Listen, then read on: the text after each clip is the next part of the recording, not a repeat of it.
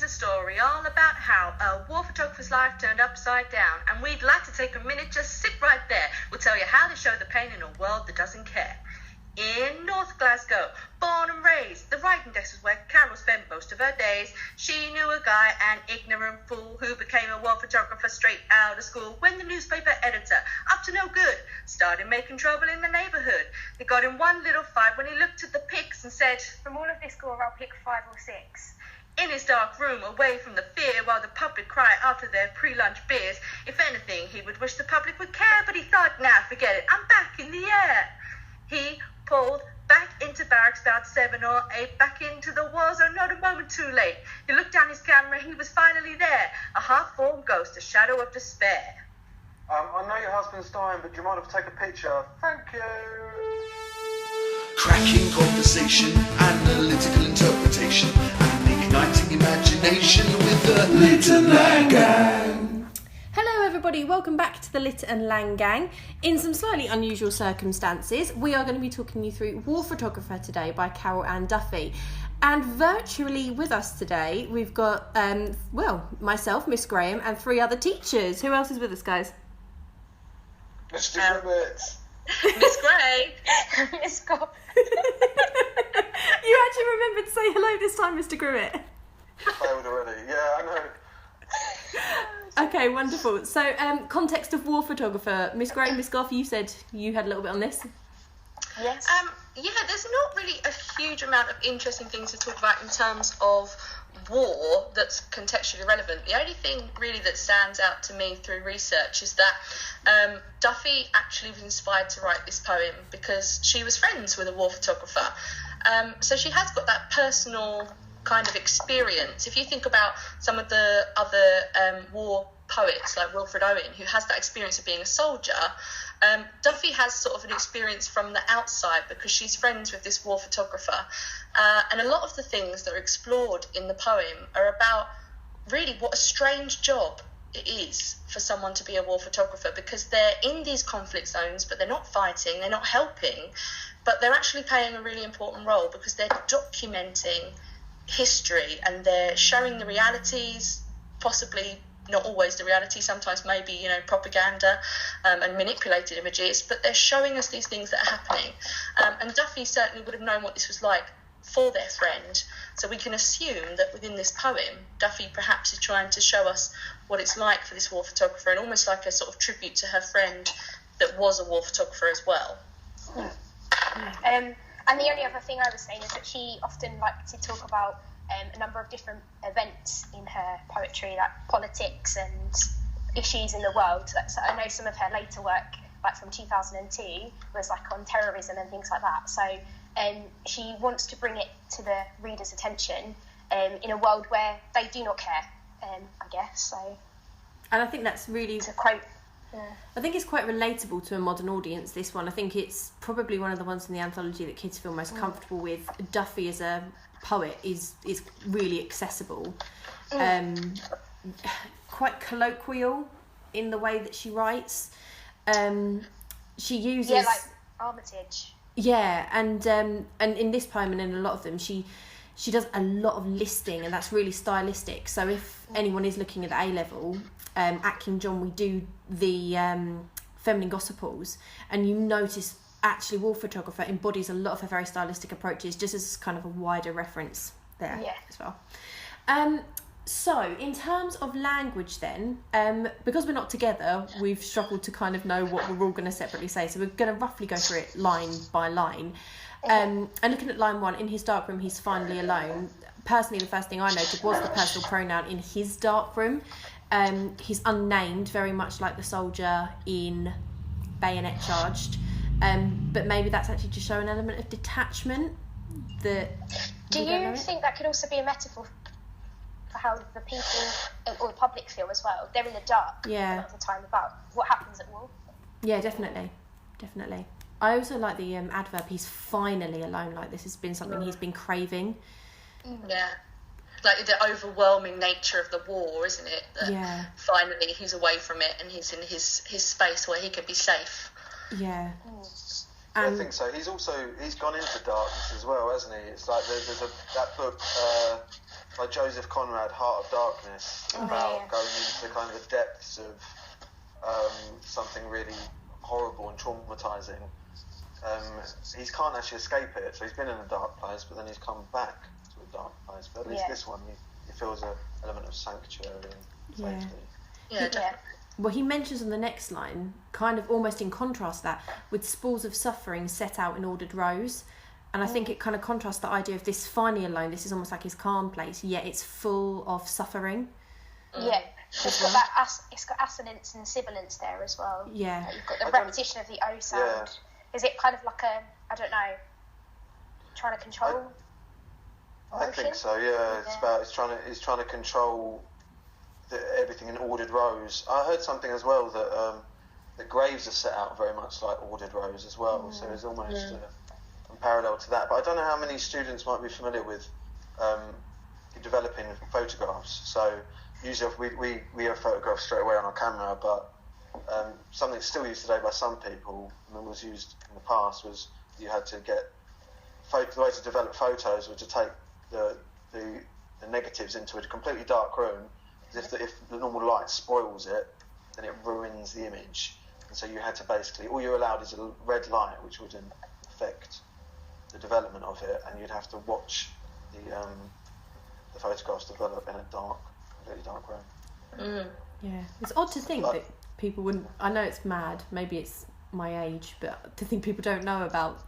I remember getting the packs of photos in the post when you had to send them. Well, no, but I don't think some people might not know. Yeah, actually, so I think it's still worth pointing out. A digital world we live in, because that then links with the next line, which is the only light is red and softly glows, and I mean I've always kind of felt red, which has connotations of pain and death and suffering, really juxtaposes softly. Yeah, that's true. Very gentle. I think it's interesting. It's almost like it's like a hidden danger or a hidden fear or a hidden. It's not in your face. It's not a bright red light that's taking over everything. But it's that soft glowing. So he's always in that element of danger and he's always in that element of fear. But he's got that job to do, and he talks about that a few times, doesn't he, through the poem, or she. But they're. Oh no, it's a he, isn't it? It's a he. Just make sure. And he. You know, he's always got that underlying current of danger happening in what he's doing as well. Yeah, it's almost like it's that fear of what he's going to re-see. Yeah. And then on line 4 through 5, we get that as though this were a church and he a priest preparing to intone a mass, and that simile of him kind of, I think, almost makes him sound, well, it literally does refer to him as a priest, almost like he's performing some kind of funeral for these people. It's a ritual, he's dedicated, he's respectful, he's delicate, all of these kind of ideas that are synonymous with that.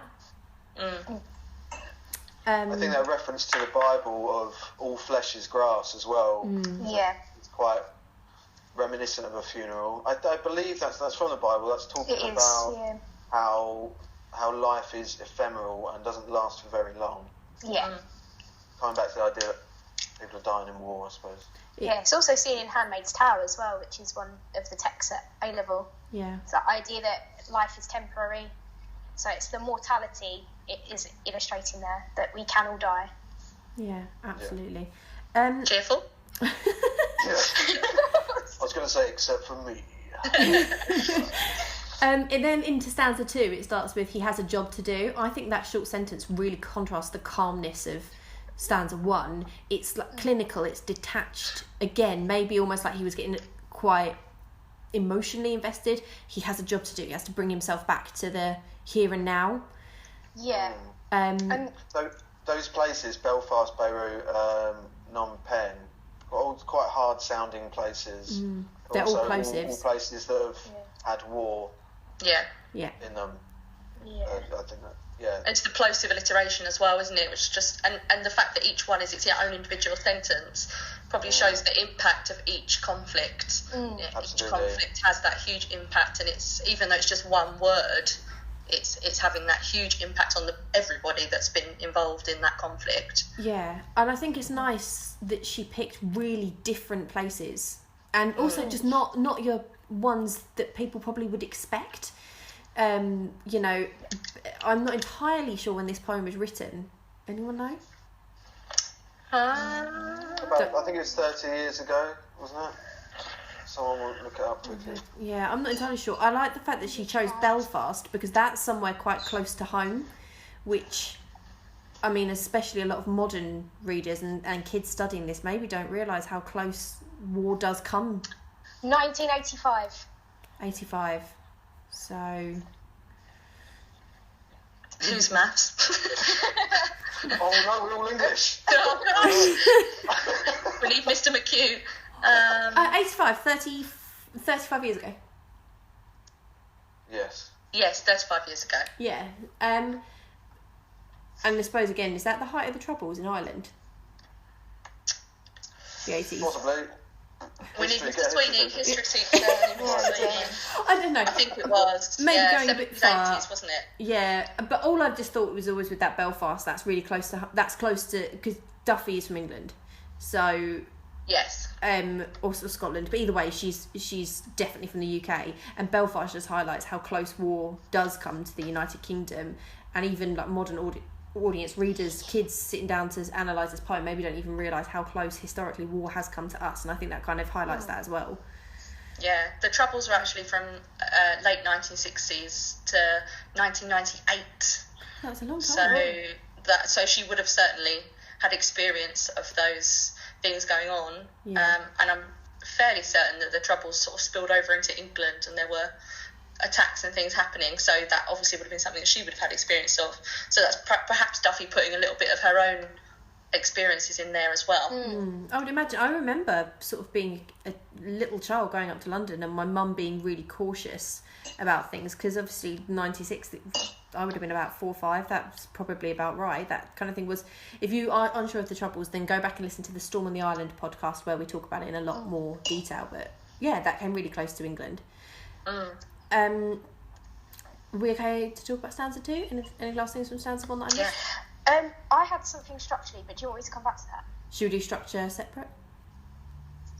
Yeah, That's fine. So he has a job to do, that very detached sentence, which moves into solutions slop in trays beneath his hands, which did not tremble then, though seem to now. I think for me that's like a neon light of of this poem for me. Are you okay? So I've got the giggles. Yeah. Hello. Mr. Grimmett started laughing and it made me laugh. Sorry, looked Miss Graham, carry on. I was reading the poem and I looked So up rude. and the pair of you were giggling. It's just because Miss Gough's point about structure was just ejected from the conversation. It wasn't. It made me laugh. Sorry. Oh dear. Oh dear, That right. relates to what I'm going to talk about, actually. So. Does it? Well, let's do your structure now then, Miss does it? Gough. Go for it. Perfect. Is it enjambment? No, but I can talk about that. Go on, have your point. Mr. Grimmett's made an issue of it now. Enjoy the moment. Well, I was Yeah. going to say, because this is like you said, stylistic of Caroline Duffy. She likes to do listing, and there's caesura in the sentences. Oh my God, lines.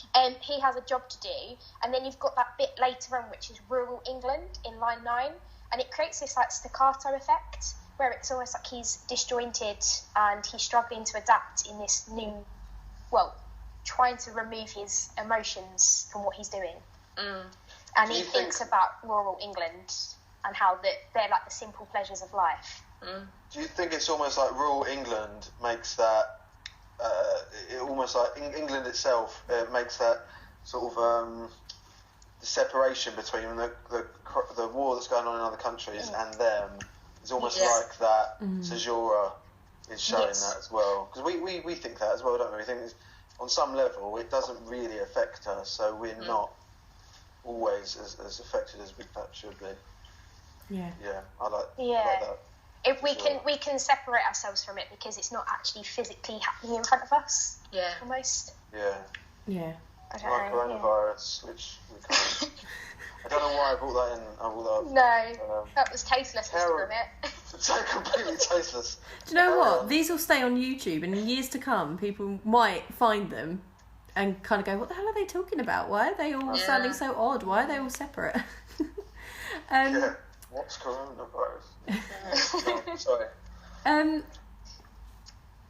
always kind of like the bit. I was saying it's almost like, Armitage has this idea of neon lights, and that's the main bit of the poem.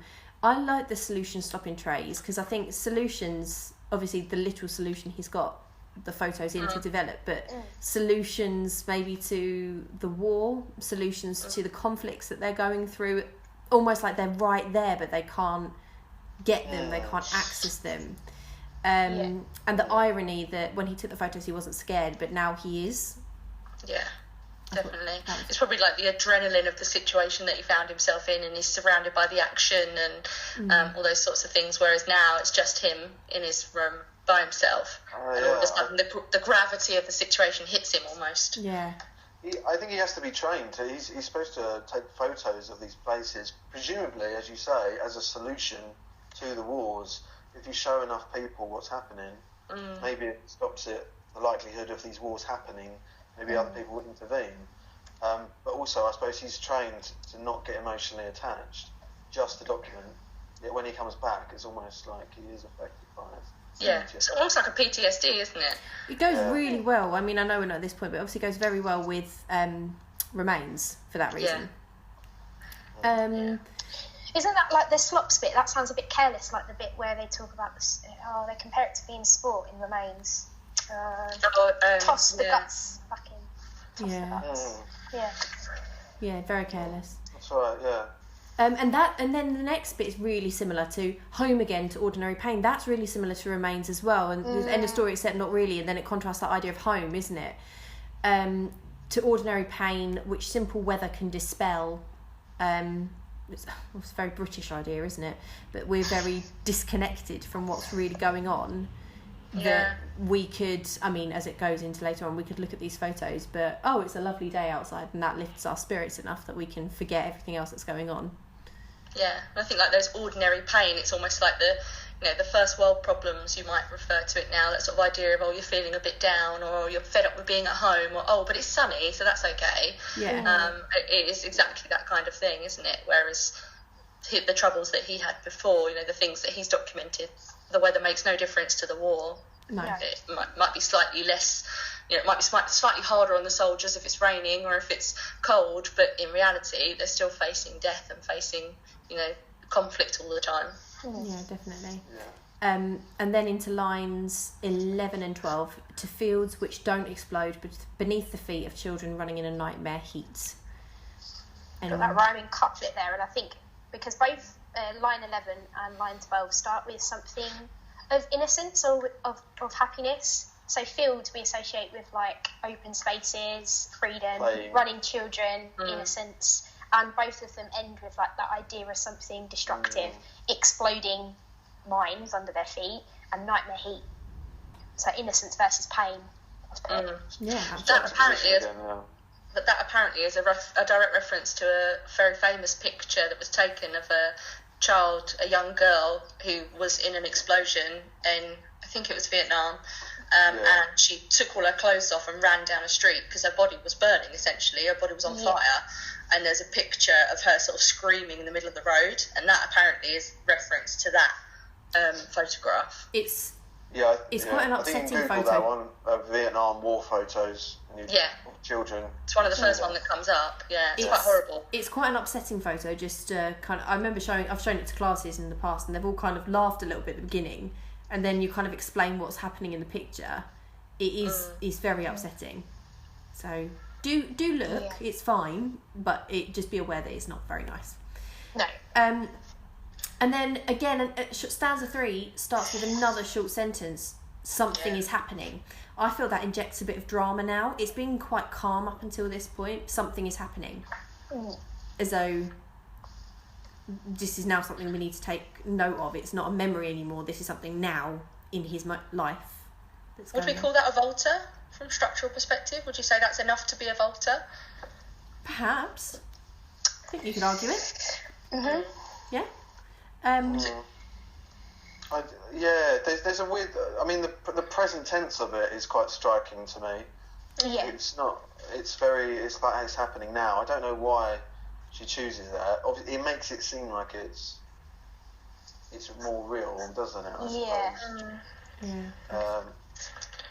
almost brings you back to what's happening. I think with all the talk before in stanza 2 of the rural England, the fields, and then something's happening, it brings you back to the story, doesn't it? It's clearer, isn't it? It keeps you on track, doesn't it? Throughout, like who we are actually. This is focused very much on the war photographer himself, and it brings us back to that. Yeah.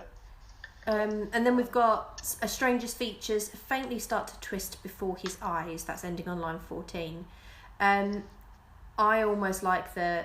I mean, I think the word twist is very powerful. That's an uncomfortable verb, painful for both the person in the photograph and for him looking at the memory. That twisting motion.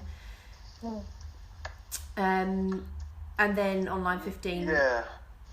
I was going to say, sorry, the twist is strange because when you're developing photos, you put them in the solution, which is like the liquid. The piece of paper have to go into the liquid in order to develop, and it's the look of the water on top of it. It does sort of twist the image a little bit. It distorts it. Have you ever looked at something through a bottle filled with water? Yeah, it warps it. Yeah, it warps it, so it does kind of twist.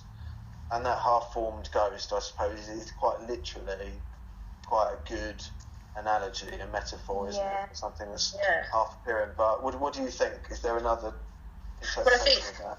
Twist and half-formed ghost can be literal. The image starts twisting, starts morphing, and old photographs, as they're beginning to develop, they do look a bit like ghosts, don't they? And they are half-formed. So you could look at it from a literal perspective, but you could also look at it from the more metaphorical perspective of the twisting of the people that are in pain and the agony and the painful memories and all those sorts of things as well. I also see that as it's quite a chilling line, a half-formed ghost, because he didn't actually get to know the person behind it. I like that.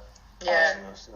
And I think that's I like the fact because you've obviously got the enjambment in this poem, and it really clearly highlights that, because then you've got that abrupt caesura again, the full stop. Yeah. And he remembers the cries. Yeah, absolutely. It's an unfinished relationship. Yeah, definitely. I think that he remembers the cries of this man's wife, and even that, it's kind of reminding you that where this man died, he was with people that did know him, and the raw emotion of it. This isn't just a photograph you're going to see in a newspaper. This was a real story. This man was married. He had a wife who cried with him while he died, and how he sought approval without words to do what someone must. And I think that's, if you think about what he's seeing there, if we saw someone dying, I hope our instant reaction wouldn't be, nowadays, I don't know, but wouldn't be to whip out your camera and take a photo. But that's what he's got to do. It feels very unnatural. Yeah. And also it's a very private moment as well. So this moment of someone passing is very private. That's very intimate. Like you probably don't want a load of strangers there, and he's there capturing it to send out to a nation, possibly globally sent exploitative. Out. Yeah, it feels a little bit exploitative, and you can tell that he feels that too as a photographer. The way he sought approval without words, like he couldn't bring himself to say it, so he kind of, or maybe doesn't speak the language or whatever it was to do, and the use of the modal verb must. Am I right? Is that? Yep. Yeah. The modal verb. Imperative as well. Yeah. There is something in that though, that he sought approval. Now we might assume that she would not ever approve of someone taking a photo of her dying husband, but we almost think of it as maybe the photographer is doing something good in that he can share this atrocity with the world, and if you were the wife, maybe you'd want that. In order to prevent this from happening further. I don't know. Yeah. I also feel it's almost like, again, it stanza 1 where he talks about him being a priest. I feel like this almost makes him sound a little bit like a priest again as well. He's there for people in their final moments. It's like ashes to ashes, dust to dust. It makes me think of that last bit. And that blood stained into foreign dust, line, 18? That is, again, so similar to Remains. Yeah, isn't it? With his blood shadow on the street, I think that's really similar. I always think as well about the word stained is that a stain is something you can never get rid of. A stain is something, if it's stained, it's ingrained, it's damaged forever, really. And the idea of the blood stained into foreign dust is that this man's death, this man's passing, is you can't change it, you can't take it back, you can't. And perhaps as well, the war photographer can never forget about it. He can never, stop thinking about it because it's stained there. But also then the idea of foreign dust, the idea of it being someone else's problem, that idea of disassociation. And even at the moment when I'm at home in my house and I haven't got the telly on and I'm not on my phone and we're just playing a board game or whatever, you can forget what's happening, and then all of a sudden you put the telly on and you see the news broadcast and you think, oh yeah, that's right, there's these terrible things happening, and that's that idea as well, possibly. And that disassociation comes through again in the final stanza, for sure. A very meta poem to be analysing right now, I guess. I haven't really thought of it like that. So, if I don't want to jump the gun, has anyone got any last things to say about stanza 3 before I move on to stanza 4? Nope. So 100 agonies in black and white. I think that black and white makes it sound very plain to see, very obvious. Because I would presume in the 1980s it's not necessarily a black and white photo. So I wonder if she's trying to make it very obvious, very clear, very black and white. Yeah. And then the carelessness of his editor, from which his editor will pick out 5 or 6 for Sunday's supplement. Yeah. I mean, it's just so indifferent to what we know the images are of. Yeah. It's a real contrast, isn't it, to the horrors of the stanza before, with the half-formed ghosts, the twisting, the blood, and then this editor, pick out 5 or 6. Just imagine him having a stack of pictures and not that one, and him passing over, the death of somebody, the death of a husband or a father, whoever it is, and he just casts it to one side. It's like commodification. We don't want that one. Yeah. Detached from it. And I think even the way it's 5 or 6, it's not even definite how many of these he even wants. I think even that in itself is quite careless. Yeah. I read as well somewhere about there's an article somewhere where it looks at the different images that are chosen by newspapers to report on the same story, and if you study media, this would be something you'll look at as well. But there's a comparison of 2 newspapers of the same war, and one had a picture sort of from far away with tanks, and that's my doorbell, sorry, with tanks and things like that, and another one had a close-up of a soldier that had essentially been burnt to death, and it was a close-up of his face, and they put that on the paper, whereas this other newspaper just had this picture that could be anywhere really, with cars and tanks and things like that, and it was the difference of the story you can tell based on the picture that you choose. You can show something that's absolutely horrendous or something that actually is not so bad. Yeah. He's not even in control of the narrative of the story as well as he. He's just a cog in this whole thing. Yeah, absolutely. Who's knocking on your door at this time, Miss Gray? Amazon delivery. It's a food processor juicer thingy. Who are all those people in the background? Are you having a party? They're throwing a party. No, it's a juicer. I'm trying to be healthy because I'm sitting on a sofa all day instead of running around King John. Very exciting. Yeah, it's very exciting. That'll be our afternoon sorted. Unpacking that. Anyway, back to the poem. So, line 21, the reader's eyeballs prick with tears between the bath and pre-lunch beers. That for me just screams out desensitisation. Yeah. Desensitisation! You momentarily are inflicted with a little bit of sadness, but then you return to those, mundane, not mundane, but the trivial pursuits of life. The bath and the beers and, When I was teaching this to my year 10s, I compared it to the Caroline Flack recently. Obviously, we know that Caroline Flack took her own life. And prior to that, she had a lot of grief from the media and from people, trolls online. And for about, 2-3 days, there was #BeKind, and everyone was trying to be kind, and it sort of felt like there was a change. And then a week later, probably less than that, just went back to how it always was. And I think that's pivotal of this. It's even quicker than that. It's literally just look at it, isn't that sad? A momentary moment when you think about how sad that is, and then they move on with their lives. I thought that recently when I was thinking about that Be Kind movement and everyone trying to do the right thing, and I thought it was a really powerful moment.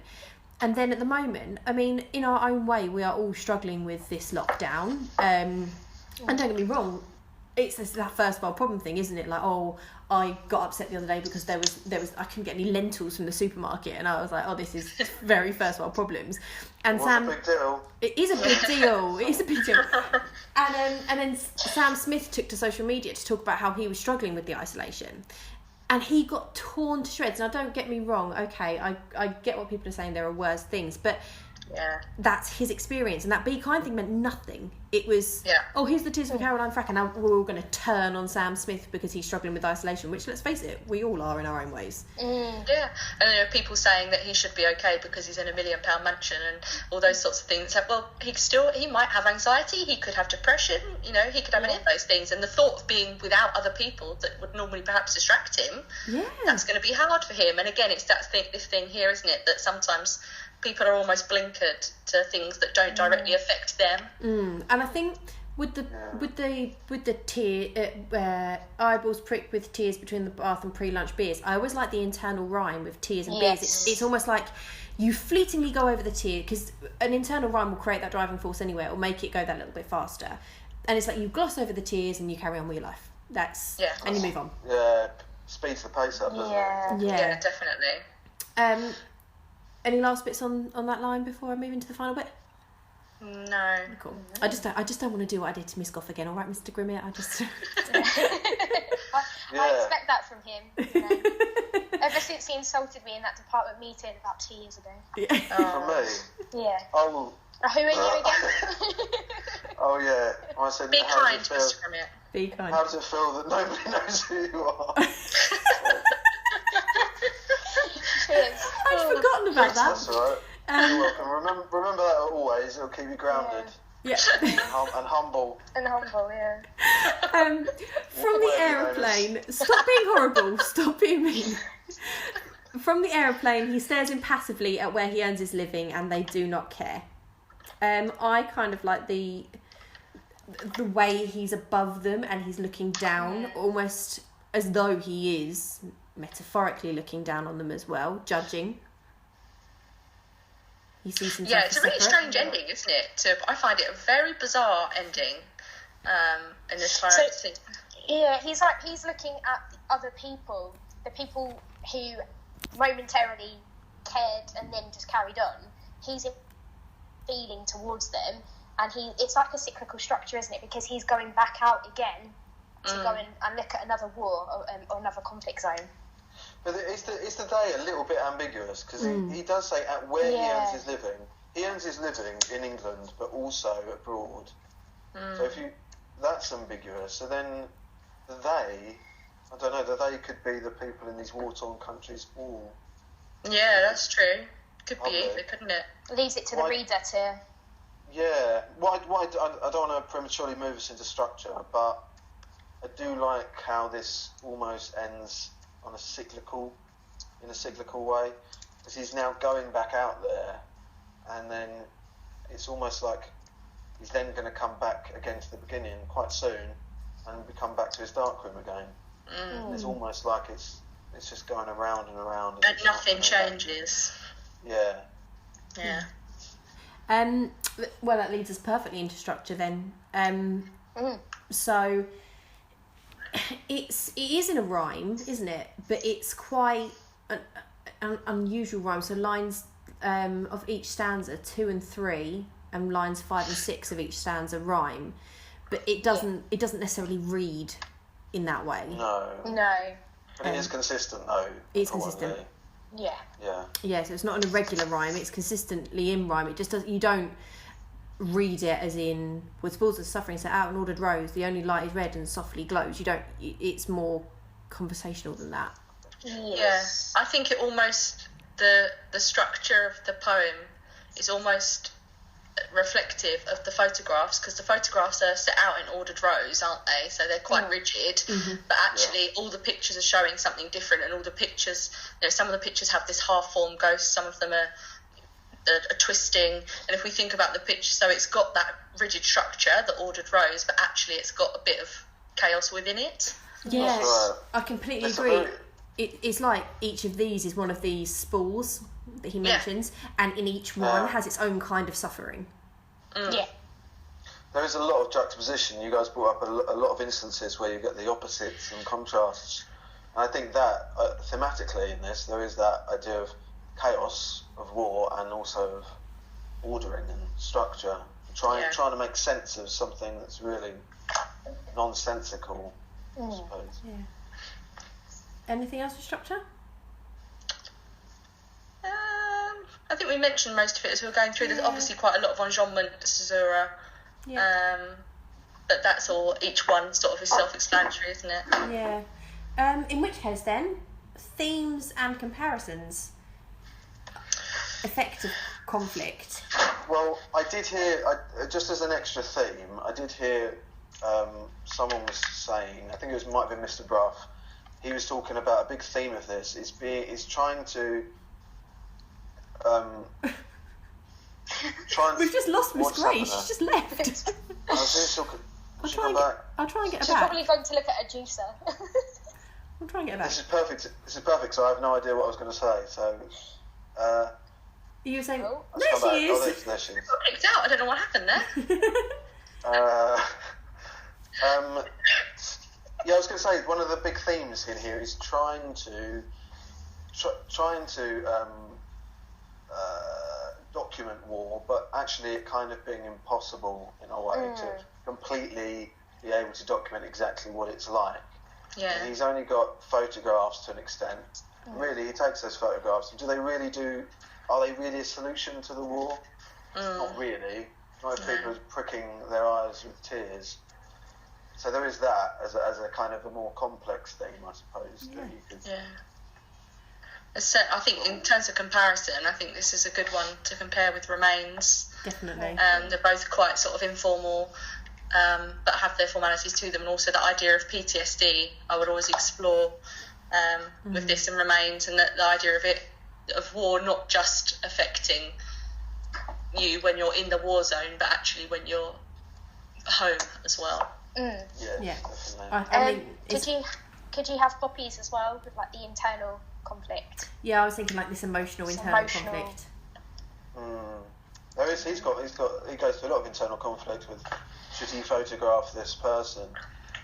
Yeah. Even though really he's a very human person, isn't he? He feels terrible. He trembles. And he remembers the cries. I wonder if you could. No, go on. Yeah. He has to take photographs. He has to take the photographs. He has to do what must be done. But yeah. I would say, if you're saying that you have to do things that must be done, can it link to the Charge of the Light Brigade as well then? It's this idea that it's like they all have to, they've got a duty, even though they're working for somebody else, and so is his editor. Yeah, absolutely. Yeah. So they're the ones that suffer at the hands of more powerful people. So in a way, could argue. Yeah, telling them what to do, they're just doing their job that they're told to do. Because I was thinking possibly exposure, thinking about the realities of war, and thinking about the effects of war as well. Because in exposure, it's not the war that's actually killing them; it's the weather. Yeah. And if we think about like the indifference towards the people, and are we having an impact on these wars by being indifferent, by not intervening, by not helping? Is the war photographers showing us the solutions, and we're not doing anything about it? Very flexible. Nothing At that point, It goes with a lot, really, doesn't it?